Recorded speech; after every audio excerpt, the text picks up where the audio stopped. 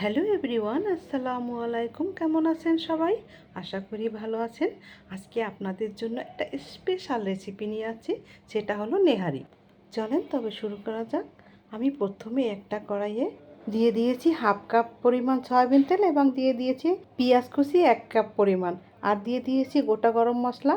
এখন এটাকে আমি সামান্য কষিয়ে দিয়ে দিয়েছি আদা আর রসুন পেস্ট করে রেখেছি একসাথে, সেটা দিয়ে দিয়েছি।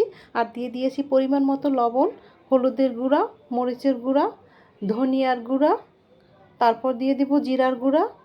এখন এটাকে আমি ভালোভাবে কষিয়ে নেব। কষানো আমার প্রায় শেষ হয়ে গেছে। এখন দিয়ে দেব সামান্য পরিমাণে একটু পানি। পানিটা দিয়ে আমি মশলাটাকে আবার ভালোভাবে কষিয়ে নিয়েছি।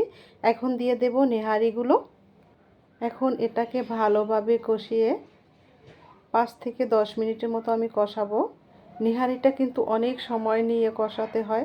আমি এটাকে ঢাকনা দিয়ে দিয়ে অনেকক্ষণ বসে কষিয়ে নিব। আমি এটাকে 20 থেকে 25 মিনিটের মতো কষিয়ে নিয়েছি। এখন দিয়ে দেব অনেকখানি পরিমাণে পানি। নিহারিতে অনেক পানি লাগে, কারণ এটা সেদ্ধ হতে অনেক দেরি লাগে। আমি এখন এটাকে ঢাকনা দিয়ে দিয়ে যতক্ষণ পর্যন্ত না সেদ্ধ হয় ততক্ষণ পর্যন্ত আমি এটাকে রান্না করে নিব। আমার নেহারিটা হতে প্রায় 1-1.5 ঘন্টা সময় লেগেছে। দেখেন কালারটা কত সুন্দর এসেছে।